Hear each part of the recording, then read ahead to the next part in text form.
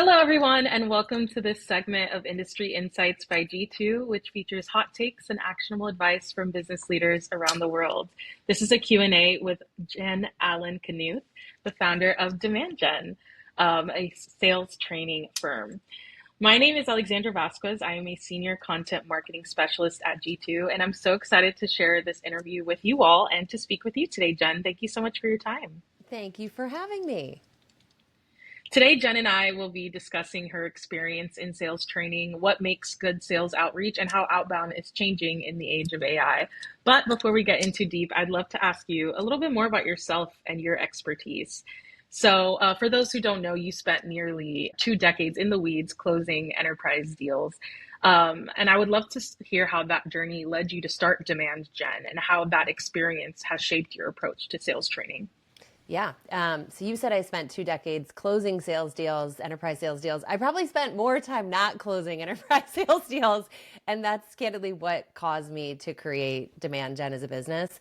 So when I was selling, I was working for the company behind the Challenger sale for many, many years, so almost 18 years. And when I was selling, I was always trying to focus on why our solution was a better way, right? So this is why Challenger is so much better than any methodology or training you have in-house today. And what I ended up finding was a lot of times the prospect would agree with me and they'd say, yes, you do have a better way, but we're okay with good enough. We've got Bob. He's been here 20 years. He does all of our training. We're just going to stick with Bob. And suddenly all of these things that I learned in sales training around objection handling and showing the value didn't really work in that scenario when the customer had decided that good was good enough. And so it forced me to look at everything I was saying, doing, writing, sending, facilitating. And the big aha I had out of it was a lot of times I was leading prospects right into that valley of status quo or good is good enough. And so I obviously was working with a lot of sales teams through my time at Challenger. I was selling to them. I ended up becoming the chief evangelist of Challenger. And then I left to go work in a tech startup called Lavender AI, which was really focused on cold email. And that taught me a ton about things that I had kind of falsely assumed about how you open great conversations, how you write for executives. And so when I left there, I had this really fun sort of experience of not only thinking about how you sell, but how you open deals. And when I spent time online, where I really empathize with sellers is if you spend 5 minutes on LinkedIn, you'll get 15 different opinions about the right way or the wrong way to do something. And so I think I was really lucky as a seller to have exceptional managers and leaders and coaches and trainers. And so I can't say I ever saw myself becoming a sales trainer. I don't think it's the sexiest job in the world, but now in what I do today, I'm helping sellers understand the competitor of status quo. And I candidly love that moment when a seller kind of gets it, because I think I could have seen myself in those shoes. I didn't get it for a long time. And so I get a lot of joy out of working with people and helping them compete more effectively. That's amazing. I love it. I'm always excited to hear from entrepreneurs that they kind of solved a problem that they wish they had the solution for when Yes. they were on the floor. So that's so great. And I'd love to ask you a little bit of a follow-up question. I'm going off script a little bit. When you're training teams at different experience levels, like SDRs, and then you get all the way to like the seasoned enterprise sellers, how do you tailor sales approaches to those different types of groups, and what metrics are you focusing on to see if your that outreach is actually effective? Yeah, so there's two big things that I even saw in myself when I would sit in sales training sessions. I was always very conscious of like what drives me nuts as someone who's been in seat for a while. So the two things are, one, I think it's essential if you have any sort of tenure in the room, but candidly, I think regardless of tenure level, but even more important if you do have tenured reps, you cannot come in off the street and just start sharing examples that are not in the company language. So for example, when I run a workshop on cold email, one of the things that sellers do in advance of the cold email workshop is they pick a target account, they pick the prospect they'd want to reach out to, they write their subject line and their cold email. And the reason for that is it gives me as a facilitator a really deep understanding of what are they trying to sell, who are they trying to sell it to, both from an account and persona perspective. So I can come in and tailor the content to them. I think where tenured reps will eat you alive is if you come in and just give, examples of sales selling to sales. And so I had to be very mindful about making sure I truly understood the business and what potential things might make it hard to sell that particular product to that particular segment. So that's number one. Number two is if we think about just how we behave as humans. If I showed up to this call and I was like, I don't know, you don't have the right setup and you should be doing this. Immediately the posture we're going to feel is defensive, right? Because anytime someone comes to us and starts telling us all the things we're doing wrong and how ugly our babies are, we get defensive because it feels deeply personal. So if I were to run a training workshop, come in and just tear everybody's email apart, I would probably lose the battle of getting them to learn because they would be too kind of guarded and defenses up. And so instead, what I do is I first seek to empathize. Like a classic example, whenever I used to write a cold email, I would start it with, I hope you're well. And if I really thought about why I did that, it's because I felt like I was bothering someone. And so I wanted to warm them up and be like some nicety in the beginning before I got to what I wanted. And it turns out a lot of sellers think like that. So if I come in and I'm teaching a training workshop and I'm talking about that first line of text in an email, if I say, you're stupid for using I hope you're well because everybody does it and you're wrong, people are going to defend why it's right. Because in the back of their mind, the question is, am I polite or impolite if I don't use it? Instead, what I do is I show them screenshots of a buyer's inbox and say, look how many of these emails start with I hope you're well. They're all cold emails. Now the question is, do I want to look like every other cold email in the inbox or not? I'm not passing judgment.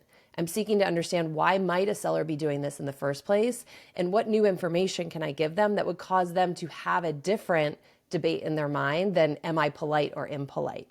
And so that's an example of a place where I think we have to be really mindful that sellers make their money based off of what they say, they write, and they do. So we are going to have guards up if someone comes in and attacks that. That's amazing. Yeah. And I mean, that's a great segue to the next question. Without ripping anybody apart, without making anyone feel defensive, I'd love to ask you a little bit about what are some of the biggest mistakes that you see in modern sales outreach, and what kind of changes do you think sales leaders should make to move away from those approaches? Yeah, there's a ton. It's a tricky thing, which is why I think it's a great business to be in because it's a hard job to be done. I'll pick three. So number one, I think is just the overall intention of the email. So there's an analogy I use a lot where if you ever go to a shopping mall and you see those people that work in the mall kiosks and they're always selling like hair straighteners or Rosetta Stone or something like you never go to the mall to buy. When you walk by them, the last thing on earth you want to have happen is make eye contact. Because once you make eye contact, you're like, oh, now I have this awkward thing where I have to tell them no. And I know they're just going to pitch me their product and I don't need it and I don't want to hear it. And so I use that analogy with sellers. And I'm like, what do you do? And everybody always says, I walk faster. I pretend like I'm on a call. I say, no, thank you. And then I ask them to look at their cold email. And what often happens is we are trying to have the exact same conversation that mall kiosk person is having, just in the inbox. Executives don't go to inboxes to read a bunch of cold emails, just like we don't go to the mall to shop at mall kiosks. And so I think the intention of the email matters, because if our intention is, I want to tell you how great our solution is, candidly, I don't think that is the job of a salesperson. I think that is the job of marketing. And I get very curious around like, do we actually need a ton of humans just saying the same thing marketing is saying, but in an email? Where I do think sellers tend to undervalue what they have to offer is what they know about the problem. If you think about it, salespeople sit on conversations day in, day out. They hear what people are challenged with. They hear the different ways companies are attacking it today. And all of that intellectual stuff sits here. In my opinion, the intention of a cold email should be to spark a conversation about the problem, to share ideas. That's why executives go to trade shows, why they go to conferences, why they learn online. And so I think we could be pulling some of that into the email. So before we start pitching about the solution, problem number one is we should probably be thinking about prompting a different view of the problem. So I think that's number one. Number two is easier. It's the subject line. And like subject lines are so hard. I remember as an AE always being like, what do I write? And how do I say it? One thing that's happened is for years we've been taught to have an eye-catching subject line, which means we tend to do stuff that make us sound like marketers in the subject line. So we use first names, we use, game changing, revolutionary. We use the rocket ship emoji. And all that tells the reader is like, you don't even have to open the email. You know what this is. And there's some subtle things too, like improve your forecast accuracy. I don't need to open that email to know that you're trying to pitch me a solution designed to improve forecast accuracy. So instead, the two go-tos that I like there, one I learned from Lavender is internal camo, where you pick the 1 to 2 most boring words. And the example I give a lot is like if your manager needed you to update your forecast, they would never send you a subject line that says improve your forecast accuracy with salesforce.com exclamation. They would just say update forecast. And so part of the idea behind internal camo is we look like we belong in the inbox. It looks like an executive wrote the subject line, and that's half the battle. The second subject line framework I like is the CEO comment subject line, not because the subject line itself is so sexy, it's just taking the name of the CEO and adding comments, but rather because it forces me as the writer to highlight something the CEO said that backs into what I believe is a problem hypothesis. So if I use this example a lot, when Vanta got their last round of funding, in the funding announcement, they talked about they would be using some of that funding to intentionally move up market and to invest in more AI tooling. And so if I were to try to catch the attention of the CRO, one way to do that would be to say, like, Christina's comments, Christina's the CEO, and then the first line, Christina spoke about the move up market, building off the back of wins with companies like A, B, and C. I don't have to over narrate the situation. I don't have to say, I read your funding announcement, I did this, I can just get to the damn point because our readers are selfish. So that's number 2. And then number 3, I would say the hardest one, and the reason why it's probably one of the most effective, is tonality. I read emails all the time. Like every workshop I do, I read hundreds of emails, and I read them manually for a reason because you can start to pattern recognize. And one of the things I think we've been taught as salespeople is we have to come in and show someone where they're wrong. But if we think about that, as human beings, as we talked about before, it's very, very undesirable to have someone you don't know show up and tell you how messy your house is. And so what I strive for is something called unsure tonality. This is another thing Lavender saw in their data that popped. Unsure tonality is anytime I am talking about their business, I am not saying things like, you must be struggling too, because I don't know. I am an outsider looking in no matter how much research I've done.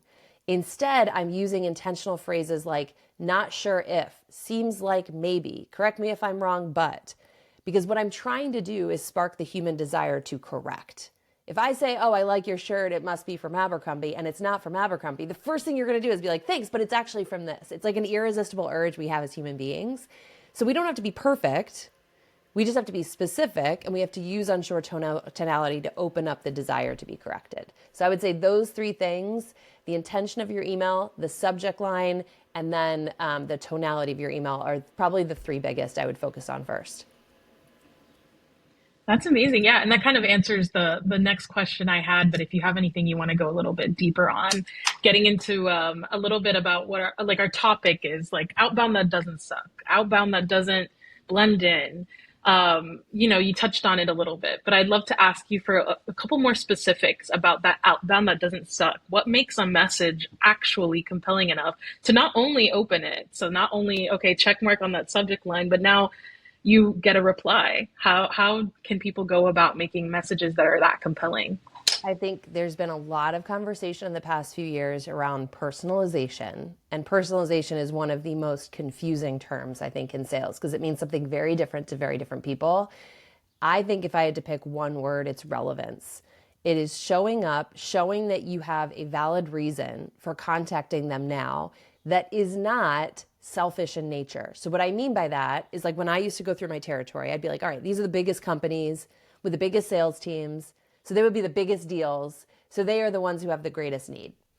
That makes no sense. That makes no sense at all. If they're number 1 in their market and they're outperforming all of their competitors, they probably don't perceive that they need sales training. And so I think when we aim for relevance, what we're trying to show the reader is you are not someone on a list of 1,000 names and titles that I've given 0 thought to. Instead, like when I talk about that CEO comments sort of framework, it is, I am being very respectful of your time by getting to the damn point up front around what I saw about your business A hypothesis I think might be happening as a result of my understanding and working with other companies, and then bringing to the surface not my solution, but ideas. Because I think part of it is like there's just a standard choreography of cold email. It's like, hi, my name is this. I work for this company. We're awesome because I'd love to show you how we help companies with XYZ. And it's a sales pitch. And how many of us like watch commercials? How many of us like love a sales pitch? Very few of us. So I think it goes back to the intention of the email is to share ideas, help create an awareness of the problem, potential underappreciated root causes. And then in the conversation, if it warrants looking at a solution, to me, that's the time to talk about a solution. I think we just have to be very real about the fact that buyers are learning on their own. If I get an email from G2 and I'm living under a rock and don't know what G2 does, I can go to G2's website and figure it out. And now I'm on a learning journey. Now I'm seeing your content. Like I actually kind of want that. So I think that's why the kind of standard way of looking at cold email, I think is probably why a lot of people think cold email is dead. Okay, well, I'll follow up on you on that. I'm interested to hear a little bit because that gets thrown around a lot. Whether you're in sales or not, I mean, everyone's saying cold outreach is dead. What's is it dead? What's alive? What is your thoughts on this? Nothing is dead. Nothing is dead. I think it is wild to have such a finite amount of channels that we can use to reach customers. And then for any of us to proclaim that any one of them is dead because we're not good at it or it didn't work for us, right? So I think like one of my clients is a company that sells to HVAC technicians. HVAC technicians are out in the field a lot. They're not sitting at a computer. It's way easier if you can grab mobiles. You're going to have a more effective outreach strategy if you're leaning more into cold calling. But there's still some people who will never pick up a phone call. So I think we can't write for our own preferences. We have to write recognizing that like some people are going to pick up the phone, some people are going to check their emails, some people aren't, some people are going to go on social. So we should pay zero attention to any of this clickbait nonsense that something is dead. I do think as it relates to cold email, the reason people love to say it's dead is because if you look at, there was research SalesLoft did a couple years ago, and it talked about 96% of sales emails are automated, which is essentially like first name, last name, title, company, and then everybody gets the same message. Yeah, I do think that's dead. I don't think anybody likes to be treated as a number, particularly when we live in a day and age where it's so easy and efficient to research the person you're reaching out to. Yeah, absolutely. I love that. No, I think that's a great thing to address. I think it's a hot topic. So I'm glad we touched on that a little bit. But switching gears a bit, you mentioned earlier kind of that bleed into marketing that a lot of sales trainees kind of tend to do. I'd love to talk a little bit about how those can coexist together. So what role should marketing play in shaping outbound messages, and how can marketers and sellers better align on them? Yeah, so I've got lots of strong opinions on this one. I think there is a tendency for us to try to templatize everything in sales. So what I mean by that is I've worked with a lot of companies where marketing says, here, send this cadence. It's a set of templates. Anytime you are going to use a template where someone just fills in the blank, what you are going to end up with is going to be a watered down version of something that nobody wants to read, right? It logically makes sense because what you're exchanging is quality for efficiency. And so I think the place where I would love to see marketers lean into more is often marketing teams are sitting on all of this customer insight. They're sitting on an understanding from the product team as to what problems this solution was built to address. And sales, we sit over here on the receiving end and we're like waiting for some good ideas. I think what a lot of sellers are hungry for is help me facilitate a conversation where I'm not talking so much about our product. Help me understand like what are the pros and cons of different alternatives to our solution. Help me understand what are the current state ways that companies are solving for this now? Like what are the flaw points to that? What makes it expensive? What's the cost of inaction? I think sellers are really hungry to have a different in kind conversation, but when the trade-off is if I don't get it from marketing, I have to find the time to figure it out myself. I just think your average performer is not going to take that time and they're going to follow the instructions because following instructions is largely what we message. Like, you want to keep your job, follow this process. Okay, I will. And then when it doesn't work, now where are we? So I think marketing and sales together should be in a room, marketing, sales, product together in a room, thinking about what is it that customers don't understand about the problem that we solve? What are the different ways that companies solve for this problem without us? What are the pros and cons for that? And then you can develop more point of view content. And I think that is arguably more engaging than, hi, I work for Acme, we're the leading supplier of whatever. Yeah, absolutely. No, I think it's great to comment on kind of how those can work together to really make outbound a lot stronger. I think a lot of people look at it as like an either or kind of thing. So that's really great that there we see peace. There's peace out there. Um And moving on to our last question, kind of more of a forward looking question. And we touched on AI, but of course, we need to go a little bit deeper because would this really be an interview if we didn't? No, couldn't Um, do that. buyer behavior is always evolving, and obviously, AI and automation has a lot to do with how things are changing now and how buyers are reacting to different things now. So, how do you see outbound changing already, and how do you see it changing in the future? And how can sales teams make sure that their outreach stays human and relevant while that process is happening? Yeah. So there's always been one big fat excuse as to why people don't write relevant outbound. And it's because it takes too long to do the research. Every seller has said it at some point in their career. I know I've said it. The thing that excites me most about AI is it removes that excuse. Like one of the things, so if I go in and I'm working with a team that's selling into enterprise, you're going to have a really hard time being successful if you're just spam cannoning your prospects, right? And hoping that volume will hit a number. And so it's arguably even more important in enterprise to make sure you have a relevant message. I can go in now and I can say, I can ask AI, explain the problem this company solves like I'm 10. So if it's a highly technical solution and I don't understand a lot of the jargon, AI helps me make sense of what their business does, which in turn helps me contextualize the problem that we solve for them. I can go in and say, what's hard about being a CIO at Acme Company right now, and get a very succinct overview of here are all the things that are kind of being forced upon that buyer. Here are the things that are happening at the company. So I'm not writing with no clue as to what's important to that executive. I can go in and say, who is the CEO and what are their biggest growth priorities for the year? And I can get actual talk tracks and project names from the CEO. All of these things eliminate that excuse of I just don't have time to do the research. You can get these results in 90 seconds. If you can't spend 90 seconds for someone you are asking 30 minutes from, I think we're just in the wrong job, right? So the thing that gets me excited about AI is because it allows us to do the right thing and eliminates that excuse of I don't have time to do it. The second thing that I think is really compelling about it is that it also just makes it easier for us to have a higher level of confidence in what we write, right? So you now have, if you have a manager who's supporting 20 people and you've been begging and begging, can you get online and review this email? And meanwhile, that email is sitting in your inbox for 24 hours. That's an inefficiency we don't really have to have anymore. So if you feed it examples of here's what good looks like, you teach it, and then you say, all right, now critique my email.